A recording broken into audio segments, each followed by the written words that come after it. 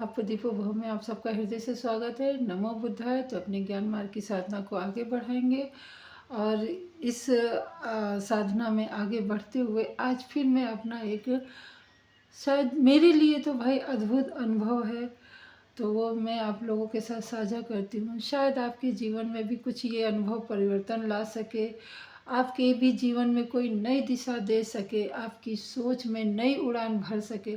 इसी आशा के साथ मैं अपना ये अनुभव आप लोगों के साथ साझा कर रही हूँ।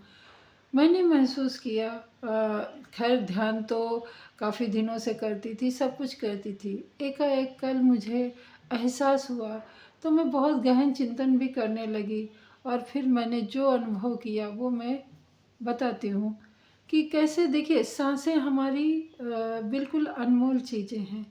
आपकी सांसें चल रही, आप जीवित हैं, आपका मूल्य है।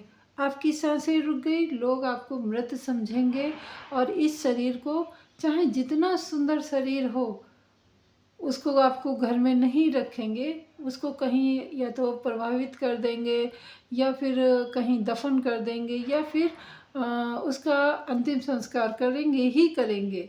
आपको कहीं सजा के नहीं रखेंगे। ऐसे कुछ बिरले लोग हैं जो इस शरीर को मम्मी बना के या कुछ उनका क्या रहता है वो बचा के रखते हैं। पर 90% लोग ऐसे हैं जो चाहे जितना सुंदर शरीर हो उसको अ, अंतिम स्थान देते ही देते हैं। परंतु कब? जब तक सांसें रहती हैं तब तक नहीं। चाहे वो सांस धीरे धीरे ही चल रही हो, चाहे ये शरीर कितना भी जर्जर हो गया हो, फिर भी आप लोग सांसों को रोकने के लिए अस्पतालों में भर्ती कराते हैं। जाने क्या क्या जो इस संसार में उपलब्ध है वो लोग आप करते हैं कि इंसान की सांसें बच जाए। आपके माँ बाप कितने भी बुजुर्ग हो, अगर स्नेह है तो आप उनको भी बचाने के लिए पूरा भरसक प्रयास करोगे कि उनकी सांसें रुक जाएं। क्यों? क्योंकि सांसें हैं तो ही जीवन है ना।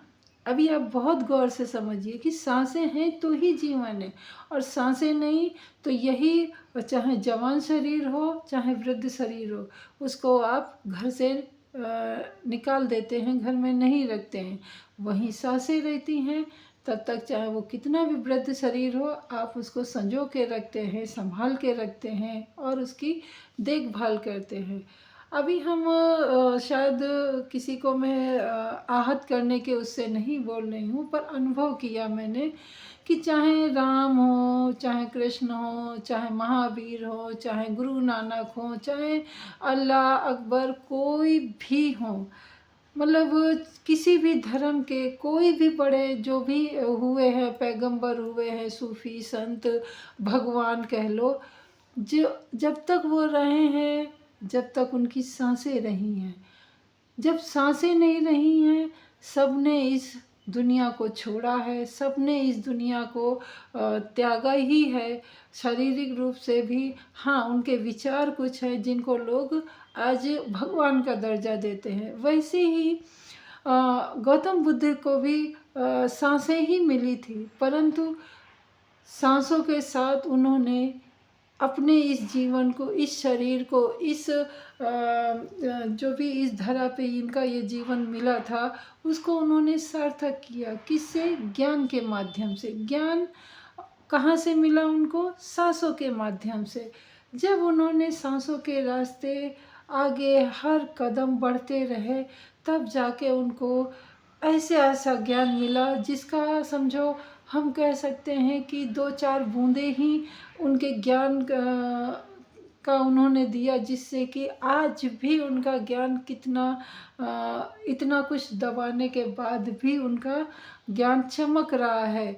और जिसने भी इस ज्ञान का अनुसरण किया वो भी आज चमक रहा है। कोई भी हो, चाहे सम्राट अशोक हो, चाहे फुल्ले जी हों, चाहे मतलब ऐसे ऐसे हुए हैं, मतलब बहुत से ज्ञानी ध्यानी हुए हैं जिन्होंने, जैसे कि अपने स्वामी विवेकानंद जी हैं, फिर ये अम्बेडकर जी हैं, बहुत से ऐसे हैं जिनके नाम मैं नहीं भी जानती हूँ और समय के अभाव के कारण नहीं मैं बोल सकती हूँ। तो यानी सांसें सबको समान मिली हैं, सांसें सबके साथ है। जिसका इस धरती पे जन्म होता है वो सांसों के साथ आता है।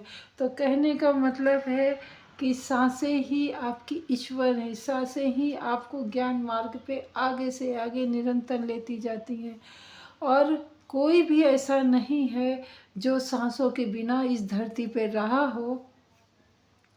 तो घूम फिर के, और यहाँ तक कि गौतम बुद्ध जी ने तो ये मतलब प्रूफ भी कर दिया था और खुद भी बोलते थे कि मैं कोई भगवान नहीं, मुझे कोई भगवान का दर्जा मत देना, कभी मुझे पूजना नहीं। क्यों? क्योंकि ये शरीर नश्वर है। जो मुझे ज्ञान मिला है वो ज्ञान मैं आपको दे रहा हूँ। उस ज्ञान को आप आगे से आगे बढ़ाते रहना, उस ज्ञान से धारण करके, उस ज्ञान का अनुसरण करके आप अपने जीवन को अच्छा बनाना। हमेशा उच्चतर सोचना, हमेशा मानवता का ही ख्याल रखना। मतलब कह सकते हैं कि सारे जो एक सुंदर जीवन को बनाने के लिए उपयोगी बातें हो सकती हैं वो सब भगवान बुद्ध ने भी बताया, बाकी ज्ञानी जनों ने भी बताया। परंतु भगवान बुद्ध जी ने, हम लोग भगवान बोलते हैं पर क्योंकि उससे आगे कोई अच्छा शब्द ही नहीं है जो मैं उनको कह सकूं या दुनिया वाले उसको उनको कह सके। तो कहने का मतलब है कि भगवान को कहीं कोई नहीं है। ये गौतम बुद्ध ने भी कहा था कि भगवान कहीं नहीं है और भगवान हर कहीं भी है। यानी कि भगवान उन्होंने माना भी और भगवान नहीं भी माना।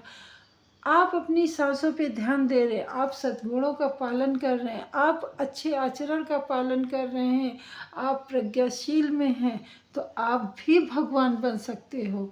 उन्होंने इस बात पे ही जोर दिया कि इस धरती पे जो भी प्राणी हैं, हाँ, जो जानवर हैं या फिर पशु पक्षी हैं, वो तो मतलब इतना उनको ज्ञान नहीं ना, परंतु मानव जो जीवन है, जो मानव है, उसके अंदर इतनी विवेक है, इतना बुद्धि है कि वो अपना उद्धार खुद कर सके। यानी सांसें तो सबको मिली हैं पर मानव जीवन में थोड़ी बुद्धि भी मिली है, तो बुद्धि का उपयोग करते हुए वो अपनी सांसों पे ध्यान देते हुए ज्ञान मार्ग पे आगे से आगे बढ़ता जाए और अपने अनुभव के अनुसार, किसी कहे सुने के अनुसार नहीं, अपने अनुभव के अनुसार वो अपने ईश्वर को पहचानता जाए। अपना ईश्वर कौन? सांसें। सांसें हमारे वो रहस्य खोल देती हैं जो हम काफ़ी रिसर्च करने के बाद भी नहीं, और ये कितना 2-2.5 हज़ार साल से भी ज़्यादा पुरानी बातें हो गई हैं। किसी ने भी अभी तक ये नहीं कि किसी के अनुभव से किसी ने अपनी उन्नति की हो। उन्नति किसी के दूसरे के ज्ञान से कर सकते हैं, परंतु अनुभव अपना ही काम आता है। जब तक हम अपने अनुभव से नहीं जानेंगे समझेंगे तब तक हम कैसे मानेंगे। तो आज मैं ये कह सकती हूँ कि मैंने अनुभव किया है, मैंने ये बात अपने हृदय में उतार ली है कि ईश्वर कहीं और नहीं, कहीं बाहर नहीं, कहीं भी नहीं है। ईश्वर हमारे अंदर ही है और हमारे अंदर क्या, हमेशा सांसों के द्वारा इस जगत को देखता है, इस जगत को महसूस करता है, अच्छी बुरी सभी बातों को। तो मैं अपनी वाणी को यहीं पे विराम देती हूँ और आप भी अपने सांसों पे ज़रूर ध्यान दीजिए। सांसें रुकती हैं तो आपके विचार भी रुक जाते हैं। आप ज़रूर इस विषय पे गौर फरमाइएगा और मिलते हैं अगली वीडियो में। तब तक के लिए नमो बुद्धाय, मंगल हो आपका भी, हमारा भी और सृष्टि के समस्त प्राणी जनों का। और हमेशा मन में कल्याण पूर्वक बातें ही